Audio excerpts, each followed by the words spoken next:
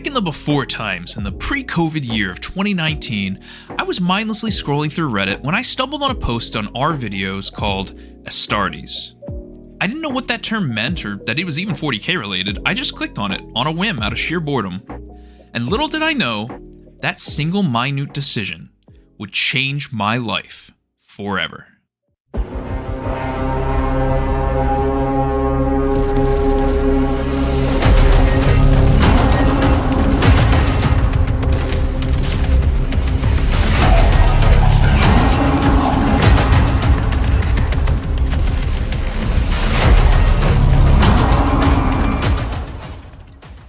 Okay, well maybe I'm being a little dramatic, but it certainly did change my life in terms of my hobbies. If you're somehow unaware, Astartes is a phenomenal fan film made by a single animator named Syama Peterson. At the time I watched it, I really didn't care all that much for 40k. My brother played the tabletop back around 04 or 05, and I liked the Dawn of War series well enough, and of course, I enjoyed the original Space Marine game from 2011, but I never really cared all that much for the lore or the setting. It just kind of seemed cartoonishly dark, and the power scaling sounded like the sort of thing made up by a 10-year-old. You have these Space Marines, which are 8-foot tall super soldiers who have chainsaw swords and guns that shoot bullets that are so big, they need a small fuel supply in every bullet just to propel the round like a mini rocket. Like, I'm sorry, it was just too hard to take seriously. Or so I thought. Astartes changed everything for me. It completely recontextualized the setting and sent me down this 40k rabbit hole that I have yet to crawl out of. Now here we are, 5 years later, and I have read, not exaggerating, 50 40k novels. I've collected and painted a 2,000-point army of both Smelly Boys and the World War I wannabes, and have even written my own arc for the Inquisition-themed tabletop RPG, Dark Heresy. I fell hard for the world of Warhammer 40k. My only real complaint, besides the price of the models, was at the time, in 2019, there were no AAA 40k games out there. At least not recent ones. Space Marine 1 was good, but let's be real here, and this might be a hot take, it's a 7 out of 10. As a 40k fan, it was probably closer to an 8 or a 9 out of 10, and there was a really great, dedicated community propping up the multiplayer even years after release. But I think for the average audience, just a 7 out of 10. Like a lot of 7 out of 10 games, it had a solid foundation for the sequel to build on to be something incredible. But those hopes were dashed when the publisher and rights holder, THQ, went under, less than a year and a half after launch. Space Marine would be an unrealized franchise, with all of these articles coming out about what could have been. Almost a decade goes by and we cut to 2021, and seemingly, out of nowhere, it's announced that Space Marine 1 is getting a free update to unlock all of its DLCs for players. This is kind of a wild, unprecedented move for a 10-year-old game that almost all except for 40k fans have forgotten, but it boosts the player count and gets people talking about the game again. Even I decided to boot the game back up to see how my opinion changed now that I was an actual 40k fan. And then, only a few months later, at the 2021 Game Awards, they drop it.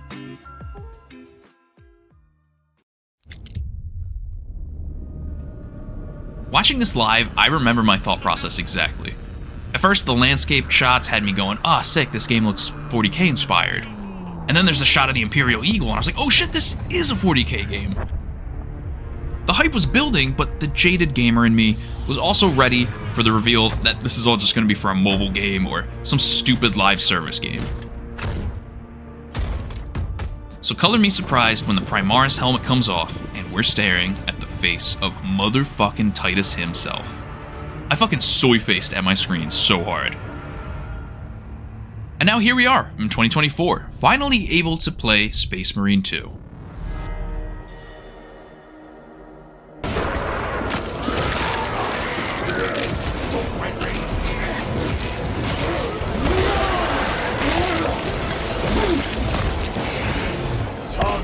I truly didn't think this game would ever exist. It's really kind of a miracle. But I am so glad that it does, because it's just...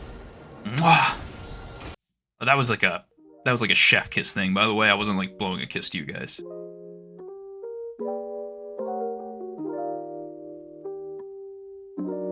The gameplay is similarly to the original, but with some minor additions that completely change the rhythm of combat. You can seamlessly flow from range to melee combat just like the original, but now there's a parry system. Parrying a lesser enemy insta-kills them, whereas parrying a bigger enemy can stun them and set you up for a gun strike, which is an auto-aimed round to the skull that's an automatic crit. The simple addition of parrying can make some encounters feel like an Arkham game, where you're effortlessly juggling a dozen enemies at a time, pummeling them while peppering in all these tactical parries and deflections. You can be hacking away at a horde of Tyranids only to stop momentarily to catch a Hormigaunt by the tail in midair when he tries to leap at you from off screen, and proceed to just whip his skull against the rock crete before continuing the slaughter. It's just so beautiful. On the harder difficulties, it becomes a bit of a choreographed dance, where you're just kind of desperately working in parries and gun strikes and finishers, all because they refill your armor while your health is constantly fluctuating between like 1 and 10%. One misstep will spell death, and it gets super intense, but it's so much fun. But enough of an intro for the game, let's get down to achievements. If you're new to this channel, hey, what's up? Thanks for clicking the video, man.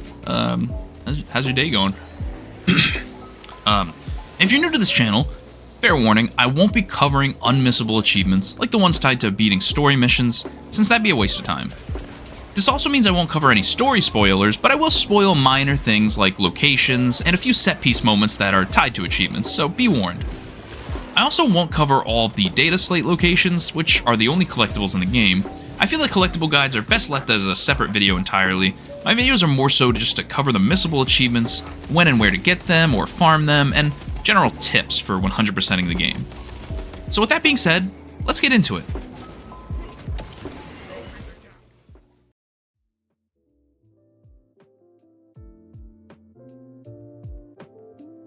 The achievements can be split into 3 sections, one for each of the game modes.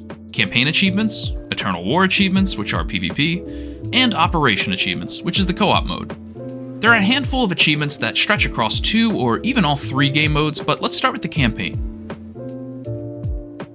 Of course, like any good achievement whore, we need to check for a difficulty achievement, which there isn't, so feel free to play on any difficulty you want, but I'd at least recommend normal or threatening. That's because there's an achievement for beating a co-op mission on the hardest difficulty. So if you play with the training wheels on the whole campaign, then that achievement's probably going to kick your ass when you finally get around to it. For the intro mission, just get accustomed to the controls and the gameplay loop. There aren't any mission-specific achievements here or collectibles. Start whipping out those execution moves on enemies once they're flashing red, because there's an achievement for performing 50 unique finisher moves.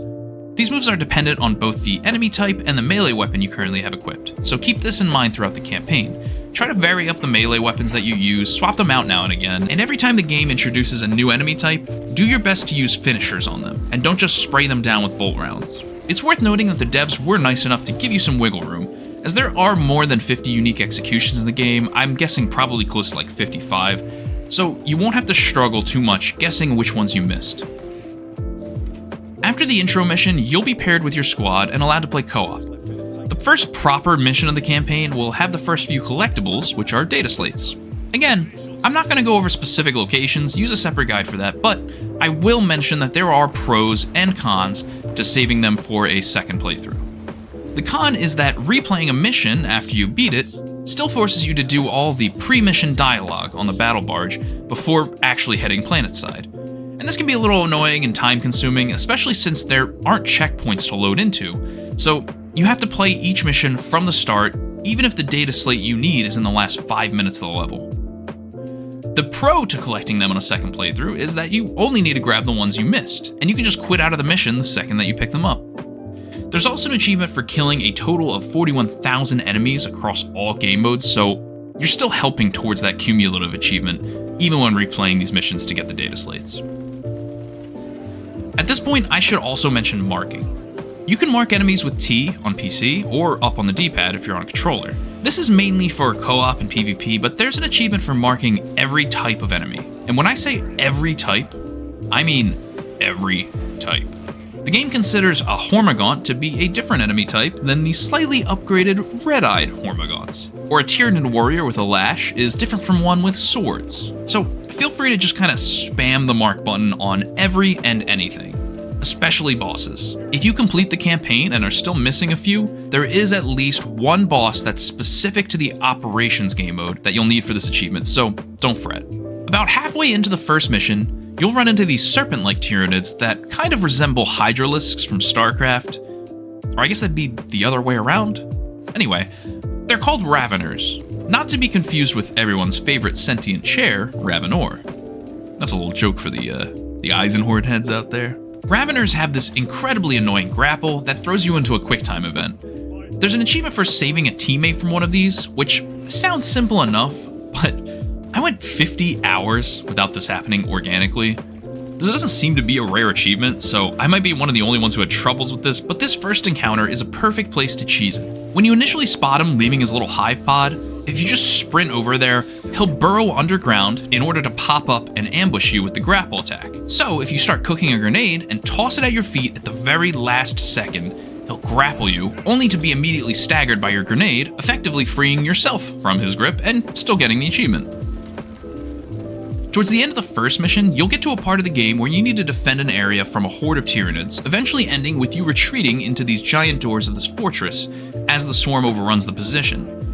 But if you don't actually retreat behind the doors, the enemies will keep spawning indefinitely, and if you keep killing, eventually it'll just be Hormagaunts spawning in. Keep this area in the back of your head, because there's a very good chance you'll inevitably need to farm some kills for the 41,000 kill achievement, and this area is perfect for that. On the second mission, they introduce the Lictor as a new enemy type. You have to fight him in this sort of boss arena, and he'll turn invisible and perch up on these trees to prepare attacks. Keep an eye out for him while he's in the trees, and listen for audio cues. If you can blast him out of his hiding spots before he can ambush you, you get the One Ugly Xenos achievement. Titus's special ability is called Righteous Fury. This regenerates your health while also boosting your damage. I use this ability pretty conservatively, kind of as a defense mechanism when my health got low, as opposed to using it offensively, and I still got the achievement for 100 kills using the ability roughly halfway through the game. So for whatever reason you didn't unlock that achievement, feel free to go back to that kill farming area I just mentioned in level 1, and you'll get 100 kills with it in no time. Another thing to keep an eye on, though you will probably get this naturally, is the classic video game red barrels. Shooting these to blow up nearby Tyranids count as environmental kills, which you'll need to rack up 100 of for an achievement. Later on, there will be these glowing blue batteries you can shoot that do electric damage, and then on the jungle missions there are these bulbous orange plants that also act as explosives. These are spread out pretty generously across the map, so you should have no issue with this achievement. Now, this isn't really a spoiler if you watch the trailers for the game, but halfway through, you encounter a new enemy in the form of the Thousand Suns, traitor space marines who serve the chaos god Tzeentch. Rubric marines now replace Tyranid warriors as the mid-level enemies, and then the smaller horde enemies are now made up of mutated abhumans called Zangor, along with some human cultists peppered throughout. Which, by the way, if you're new to 40k and want an idea of the power scaling of a space marine, cultists are essentially a baseline normal human. So that being said, a single round from the weakest pistol in the Space Marine's armory makes them disappear into a red mist. You don't even need to melee cultists, you can just sprint into them and watch them get flattened and mangled in your 1,500-pound suit of power armor. Being a cultist in a fight against a Space Marine is like being a Chinese factory worker in a live leak video. Another enemy type that you'll fight is the Thousand Suns Lesser Sorcerer, who has the ability to revive fallen Rubric Marines. Now, if you don't know the lore, Rubric Marines are essentially just puppeted suits of Space Marine armor that are filled with the 10,000-year-old remains of a once flesh and blood Astartes turned to nothing but space dust, essentially. So if anything, yanking their head off with your bare hands is a mercy. And if you do know the lore, you'll know that Magnus did nothing wrong. Fight me.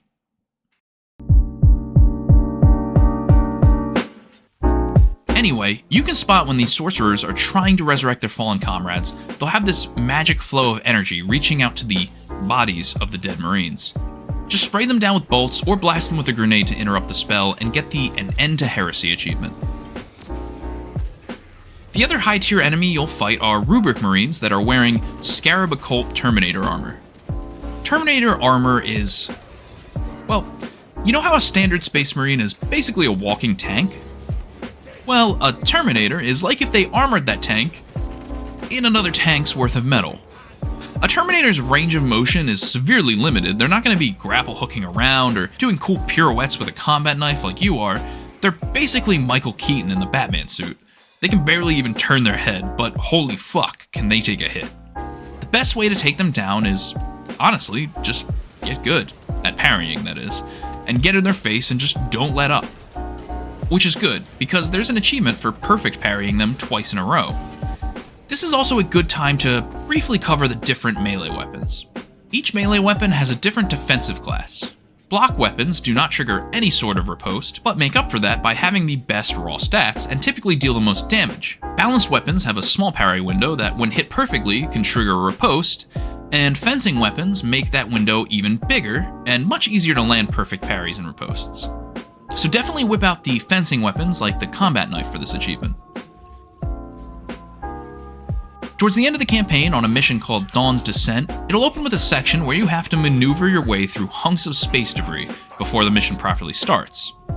Do your best to give yourself brain damage and just knock your shit into everything you possibly can for the My Face is My Shield achievement. Thankfully, this is at the beginning of the mission, so it'll only take you 5 minutes to go back and attempt this again if you missed it the first time. And that's basically it for the campaign. Mark every enemy type you see, switch up your melee weapons for the unique executions, and kill as many enemies of the Imperium as you can to push towards that 41,000 kill achievement. Now, let's move on to PvP.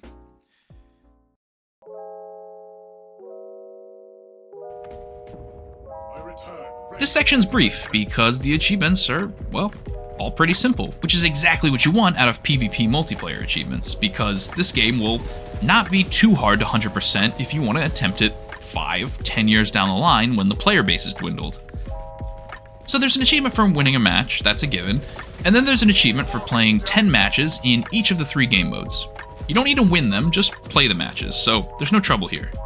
There's an achievement for winning a match as every single class, which is really dependent on RNG and how good your team is. You'll be playing a minimum of 30 matches anyway for those other achievements, so this shouldn't be too hard.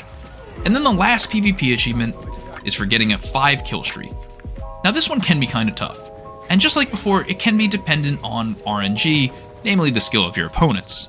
The best advice that I can give for this is to attempt it as a sniper. The sniper in this game is super powerful and can one-shot enemies if they're just even a little hurt, let alone headshots. Play conservatively, play defensively, and if it starts to get too hot, go invisible and regroup with your team. If you find yourself getting melee attacked in the middle of an open brawl, try just blocking their attacks.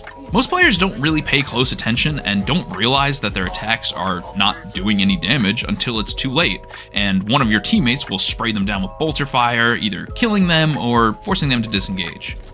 Again, this can be a tough one since it's so dependent on RNG, but learn the maps, be patient, and don't be afraid to run from a fight that you don't feel confident in. The last thing I want to say about PvP is that you'll earn currency from every match that you'll be tempted to spend on armor cosmetics and color schemes and weapon skins, but try to save as much of it as you can. Because that currency spans over to the co-op mode, and in that mode you can use it to buy actual tangible upgrades and perks that make you stronger, as opposed to just cosmetics. So with that, we're finally onto the meat of the game. The 3-player co-op mode, Operations. The 6 classes from PvP are the same in Operations, but now they have perk trees, and so do each of their weapons. There's a specific achievement for each class, usually tied to their respective ability, that will take you minimally 2 or 3 matches to complete. So I'd attempt these achievements first so you can get a feel for each of the classes, because you'll need to choose one to max out for an achievement. First, there's the Tactical. He's basically the balanced versatile class. He's good in every situation, not incredible in any situation. Your achievement here is to get 25 kills with each primary weapon as a tactical. There's nothing fancy here, just try out each weapon. You'll knock it out like 2 matches tops, it's not that hard. I think I literally got 25 kills the first time I even pulled the trigger on my Melta. But you will need my assistance in locating such an ancient machine. Then there's the Sniper class. The achievement here is 250 headshots, which is pretty straightforward, but it'll probably take you much longer than the other achievements. So if you want to farm headshots, you can go to the armory and do these trials for each class. The Camo Cloak trial for the sniper gives you an SMG, which is incredibly useful because the achievement is for 250 headshots, not kills. So, if you sprint to the back of the map while invisible, there's a Tyranid warrior with a ranged weapon that you can just mag dump into his head and rack up headshots like crazy. Do this a handful of times and the achievement should only take you like 5 minutes. Heavy is your typical minigun class. You don't get a melee weapon, and you seem to have forgotten the basics of CQC. So all your melee button ends up doing is bashing shit away with your massive heavy gun. The achievement is to get 500 kills while in your heavy stance, which is just when you're aiming. In this stance, your movement is very limited though, and most importantly, you cannot dodge. You need to stop aiming if you want to dodge or roll, which makes fights against enemies like Raveners or Lictors really tough because they have a lot of attacks that you have to dodge and can close the distance gap very quickly. Assault is your jump pack class. You need to use the ground pound ability to hit, not kill, 500 enemies. This will take a little long since the jump pack has a decently long cooldown, but it's overall not too bad. My one complaint with this class is that the jump pack, well, it just kind of fucking sucks compared to the one that you get in campaign or PvP. Like, it doesn't actually jump all that high at all, which makes the ground pound way less satisfying. Bulwark is your sword and shield melee tank. The achievement is to get 100 kills with each of the 3 available melee weapons, but there's really no other way to play this class other than a melee-centered madman, so just go nuts. And finally, there's Vanguard, which is your grappling hook skirmish class. Despite this, for some reason, the class-specific achievement for Vanguard is to get 100 gun strikes. Not like grapple 100 enemies or something relevant to his ability, so bring your fencing weapon and parry away and rack up those gun strikes.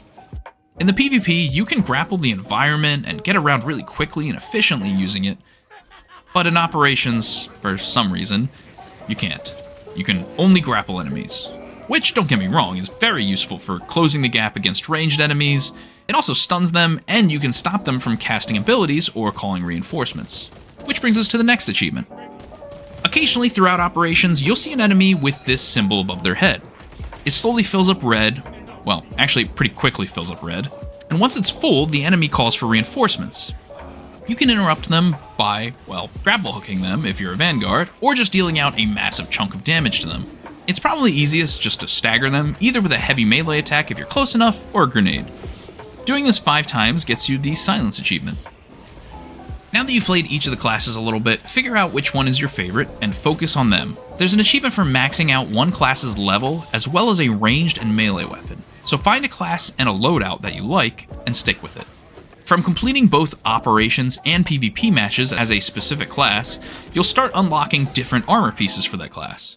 After maining a certain class for a while, you'll be able to swap out all of the default pieces of armor for new ones, which nets you the Bespoke achievement. Naturally, it was fitting to swag out my tactical class in the colors of the Space Marines that got me into 40k in the first place. Siama Peterson's homebrew chapter, the Retributors, from Astartes. But as you see from the footage, I mostly main Vanguard while repping Raven Guard colors, just because I think the Bird Boys are the coolest Loyalist Legion in my opinion, which makes me a little bit insecure whenever I join a public lobby. Like, I swear I'm not just wearing black armor to be edgy, I'm a Corvus Corax stan, relax. During operations missions, you'll see these green supply crates. If you smash them open, you can get ammo and equipment and armor boosts, and not only are these going to be lifesavers on harder difficulties, but there's an achievement for picking up 200 of them. Which is not really much in the grand scheme of things, because you'll mostly be playing operations while trying to 100% this game. As far as weapon upgrading goes, you need armory data to upgrade to the next tier, which you find in these floating servo skulls that spawn randomly around operation missions. You also get them from defeating the mini-bosses, and you need to play on harder difficulties to unlock the higher tiers of armory data. So you'll need to attempt Ruthless Threat difficulty to max out a weapon, but you'll also need to do that anyway to get the Valor Crest achievement. But you'll only need to beat that difficulty once, assuming you can get 2 Relic Tier Armory Data tokens. 1 to max out a melee weapon, and 1 to max out a ranged weapon. That'll cover all of your bases achievement-wise. Ruthless difficulty is tough though, especially if you're playing with randoms. The matchmaking is a little wonky as of recording this, so a lot of the time the game will only match you with one other player, And you really, really need the full 3-stack for Ruthless. If that happens, you have to go back to the title menu to reset the matchmaking and try again.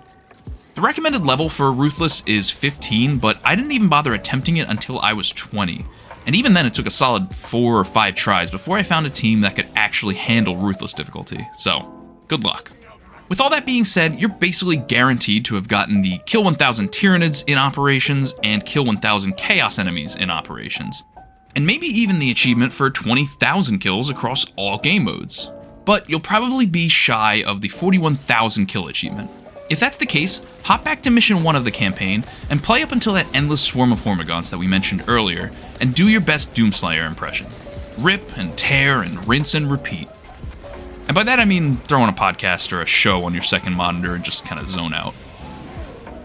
If you're watching this video in the future, they are planning to add a Horde mode, so that might actually make grinding for this achievement easier, but until then, this seems like the best place to farm kills. And that's it. That's all the achievements in Warhammer 40k Space Marine 2.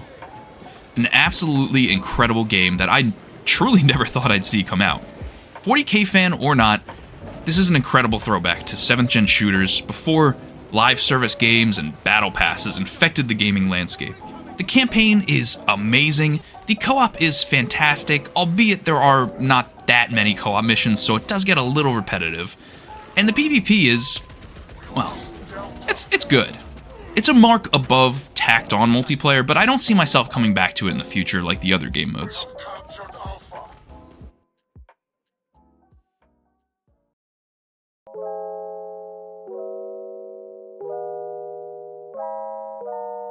If you've made it this far, thank you so much for watching.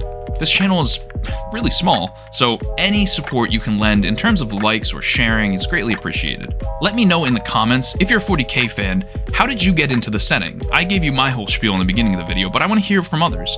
How long have you been a fan and what got you into it? Or if you're not a 40k fan, what's your impression of 40k from playing Space Marine 2? That's been one of my favorite things about the success of this game, just seeing people who don't know anything about 40k, seeing, like, cherubs and going, what is that? What is that? That's all for now. Until next time, click on one of these videos if you, you want to watch more content. Yeah, I'm out.